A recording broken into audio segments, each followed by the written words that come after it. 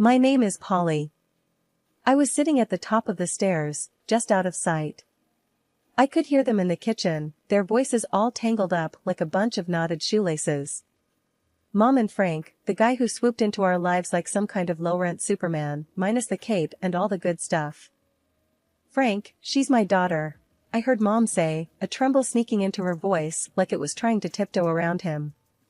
Look, Sheila, I didn't sign up for this, you know? It's bad enough I gotta deal with this place being a mess and you're cooking. He grumbled so loudly, I could hear his words clear as day. Now I got my own kid on the way, and I need to think about that, not this. Say it, Mom dared him, quieter now. Say what you mean, Frank. He snorted. Not this leech you got hanging on us. What is she, huh? Just a mouth to feed. Someone I got no bond with. She's just gotta go. Mom exhaled long and sorrowful, like the air itself was heavy with regret. But where would she go? I felt like my heart was a punching bag, and Frank was the kind of guy who didn't know when to stop swinging.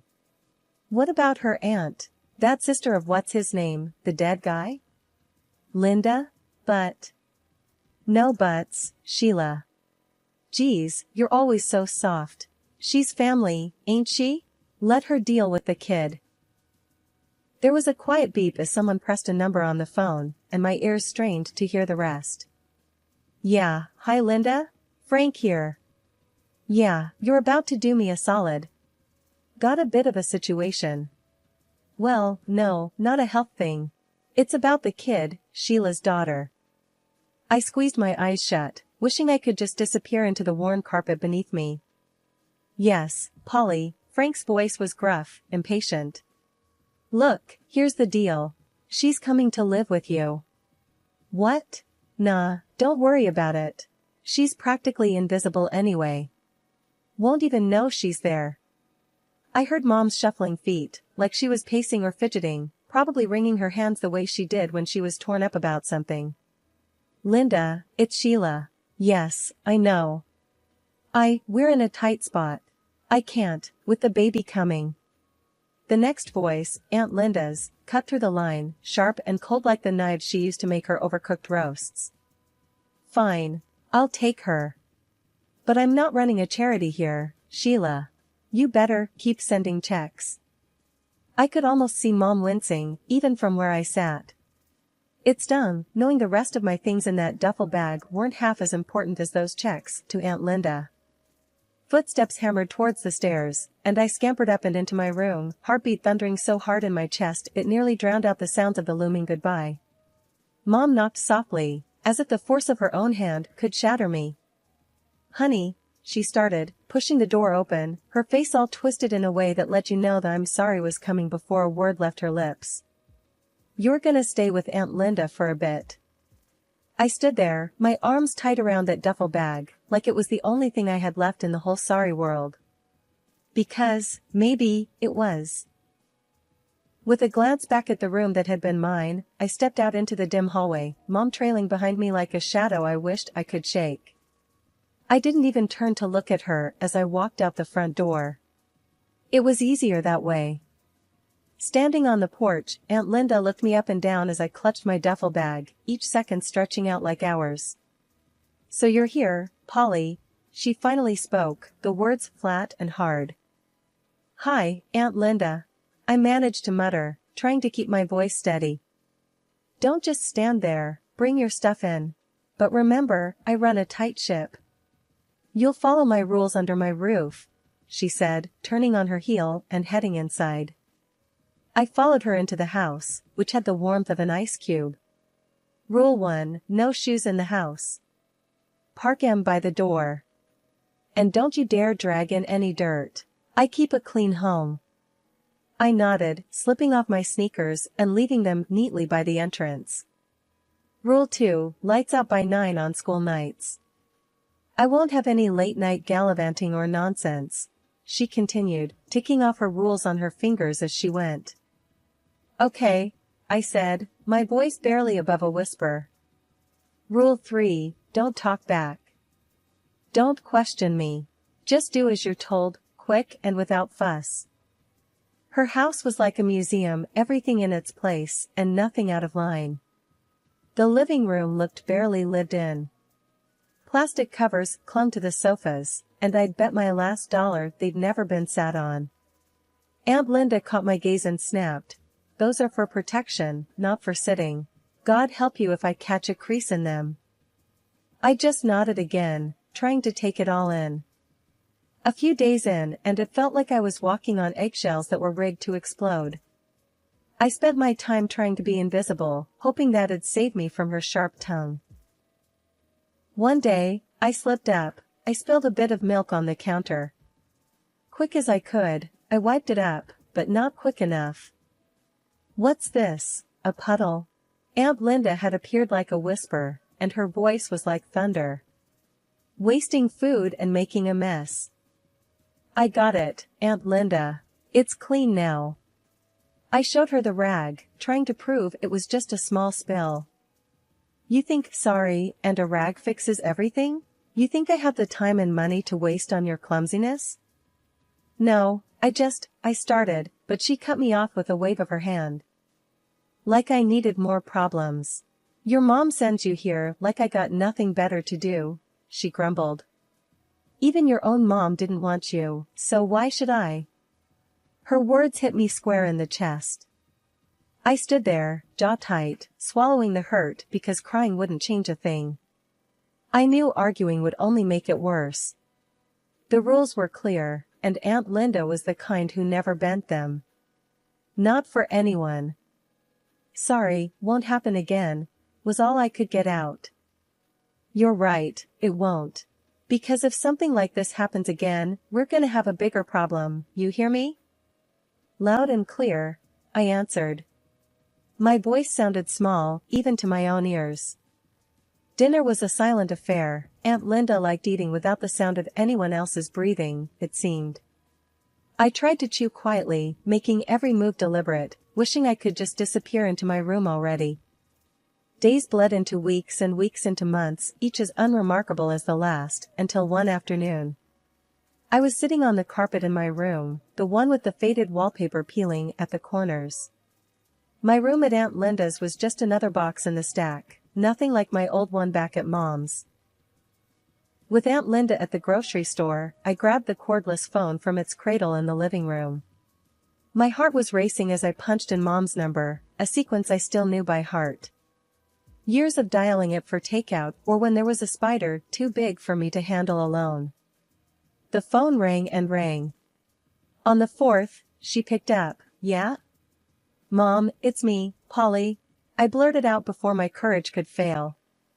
There was a pause, a breath, a sigh. "What do you want?" I miss you, Don't." She cut in, her voice icy. "Don't ever call here again." The line clicked dead. I stood there, phone in hand, her words a new weight in the pit of my stomach. It wasn't just the rejection that stung, it was the finality of it. "I hope that was important." Aunt Linda's voice came from behind me like a winter's draft. I turned, startled, the phone slipping slightly from my grasp. "I just wanted to talk to her," I said, my voice failing to hide the quiver. She snatched the phone from my hand, her eyes narrow slits. "You think these calls are free?" I'm sorry, I'll pay for it," I stammered, though I had no idea how. Aunt Linda snorted. "Pay for it? With what? No, you've caused enough trouble. I'm done with it, done with you." Before I could plead, she was on the phone, barking into the receiver. "Yeah, Betty? Get a room ready. She's coming to you." I barely had time to process her words before I found myself holding a bus ticket and a hastily repacked duffel bag. She dumped me at the bus stop with a shake of her head and a "good riddance" that followed me onto the bus. I was on my way to Grandma's, and as the bus chugged along, the town I knew became a blur. I thought about Mom's voice, that tone I'd never heard before. I pressed my forehead against the cool window, the hum of the engine a stark contrast to the storm inside me. Grandma lived in a smaller town a couple of hours away, in a house that was as old but twice as cozy as Aunt Linda's. She was standing on the porch when I arrived, her eyebrows drawn down in concern. "You okay, Polly?" she asked as I trudged up the steps. I shook my head. "Aunt Linda sent me away. Mom doesn't want to talk to me anymore." Grandma sighed, opening her arms wide.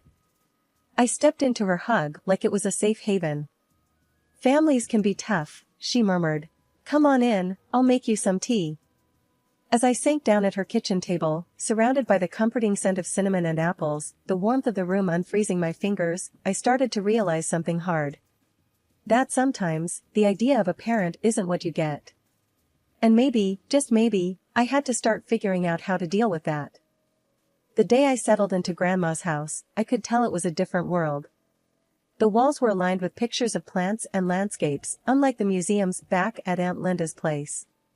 Grandma was already in the kitchen, the heart of her home, humming a tune I didn't recognize. "Gran, you need help with anything?" I called out as I dragged my bag inside. Without missing a beat in her humming, she replied, "Nah, just park yourself at the table. Gonna fix us some grub." Her voice was raspy from years of yelling over the noise of farm machinery back when she used to run the family's apple orchard.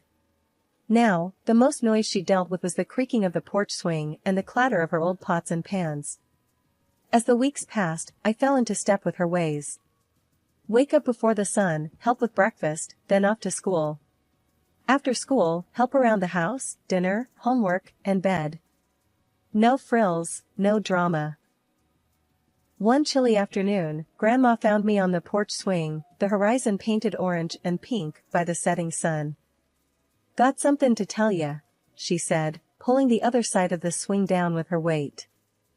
I tightened my grip on the chains of the swing. Whatever it was, Grandma wasn't one for beating around the bush. "You're not just staying here, you know. This isn't temporary." She held out some papers to me. "I've gone and made it official. You're mine now, for good." I scanned the papers. Words like custody and guardianship jumped out at me. She'd done it. "Why'd you do this, Gran?" To me, it seemed like taking on a burden, more trouble than a teenage girl was worth. "'Cause you're blood, kid. More than that. You got spirit. Remember, tenderness beneath the strength." She repeated her old saying and tapped her chest. "Right here is where you've gotta be toughest." We sat quiet for a while, the swing creaking under us, the sky darkening. I let her words wrap around me like the quilts on my new bed upstairs. "Thanks, Gran," I finally said. That was all. Thanks. It sounded lame even to my own ears. "Well, don't thank me yet. You'll be pulling extra weeds tomorrow, make no mistake." Her tone was playful, but I knew she'd hold me to it. Sitting on the swing now, a few days after my sweet 16, I could see that Grandma's house wasn't just a haven. It was a starting line. And with her backing, I was finally ready to run my race. The morning sun hadn't even cracked the sky when Grandma kicked the bottom of my bed. "Rise and shine, Doc," she barked, same as she had every morning since I started med school. I groaned, my hand searching for the alarm clock. "It's not even light out, Gran." World don't wait for light. Cows don't milk themselves. Patients don't cure themselves, neither. She didn't have cows to milk, of course. It was about getting a point across, like always.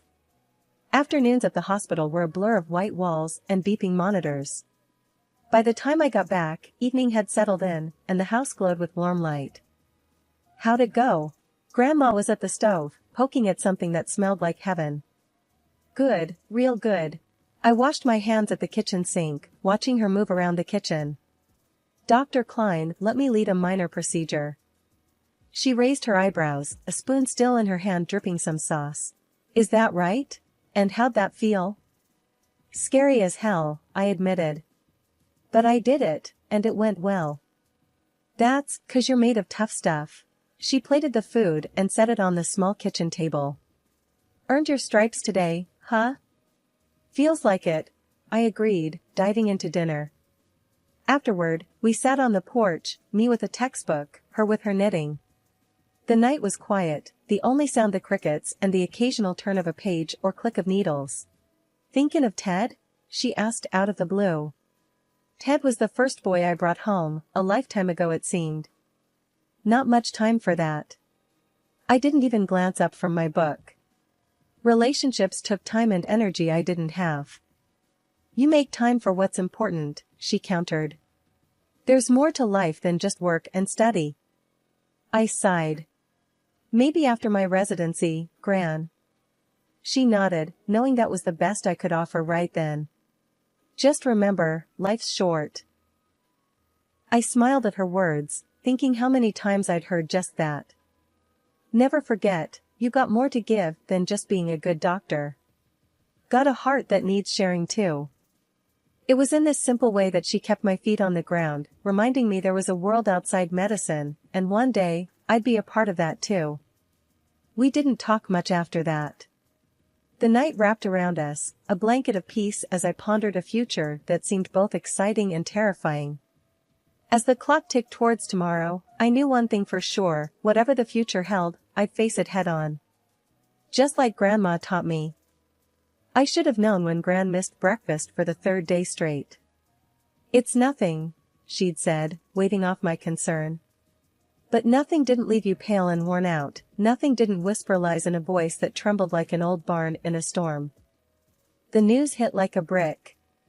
"It's cancer," the doctor told me, voice flat like the EKG I wished was for someone else, anyone else. "You serious?" I'd asked, eyes darting from the doctor to Gran, who sat there nodding like she'd known all along.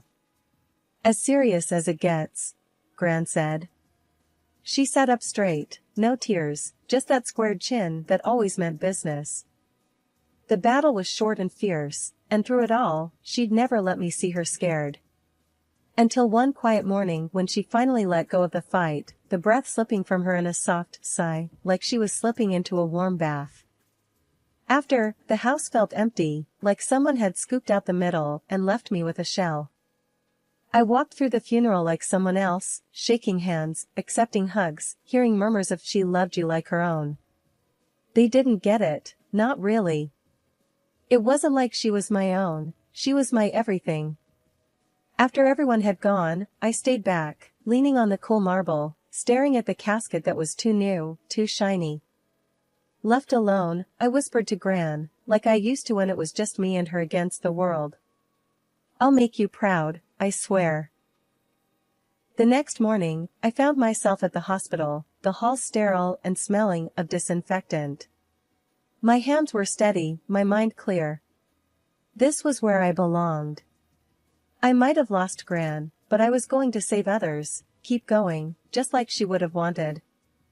In surgery, my hands didn't shake. Gran's strength lived in me. Each stitch was a promise, a testament to her legacy, a legacy of love. Love that didn't end with last breaths or in silent funeral halls. It was the love that pushed you forward when life kicked you in the teeth. The love that made you square your shoulders and face each day knowing you were never really alone. Mom always had a flair for drama, like she could smell money from miles away and come sprinting. The doorbell rang one lazy Sunday, pulling me away from medical journals and a cup of coffee. I opened the door and there they were, like some twisted version of a family reunion photo. Mom looked at me with those hawkish eyes, and before I could even get out a hello, she was in with the ask. "You've gotta share, it's only fair." "Half is ours by rights," she said, her hand fluttering around like a bird trying to get out of a cage. Stepdad just leaned in the doorway, arms crossed, a muscle ticking in his jaw. He had that look, the one he got when he knew Mom had a great idea. Sarah hung back, not saying a word, just scrolling on her phone. I couldn't help it, a laugh just bubbled up. "Oh, you? For what, exactly? Last time I checked, you kicked me out when I was 11. Mom's eyes narrowed to slits. "We put a roof over your head, fed you, clothed you. That has to be worth something." "Fed? Clothed? More like rations and hand-me-downs." I crossed my arms, mirroring Stepdad. I was not going to be bullied. "But Gran," she said, the word almost a slur, "she left you everything, and we're struggling here." Stepdad took a step forward. Listen, just give us what we deserve and we can all walk away from this peacefully. I shook my head, a mix of anger and disbelief churning in my gut. Gran didn't leave you a penny, 'cause she knew exactly what sort of people you are. Matter of fact, you remember that whole thing when I was a kid, about where I came from? Well, turns out Gran adopted me when I was a baby, so legally, I'm not even obligated to give you the time of day, let alone any inheritance. Mom went pale as a sheet, her mouth opening and closing like a fish. No. Sarah looked up then, her face confused. What's she saying, Mom? Stepdad's face transformed into a dark cloud. She's saying we're not getting a damn thing. That's right, I affirmed. You won't get anything from me. You'll regret this, Stepdad growled, a vein bulging in his neck. I stepped out, bracing myself against the frame of the door, the morning sun hot on my back. Is that a threat? I asked, my voice steelier than I felt. He squared his shoulders, but I wasn't 11 and scared anymore.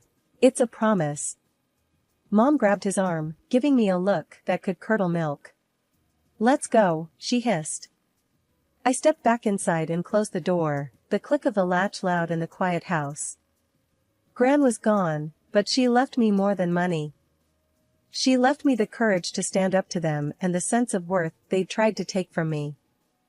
Neighbors gave me the heads up with a quick call, that sort of just thought you should know ring that meant trouble. Your mom and her lot set up camp in your grandma's old house, they said, all concerned and a bit gossip-hungry. That house was mine and mine alone, Grandma made sure of that.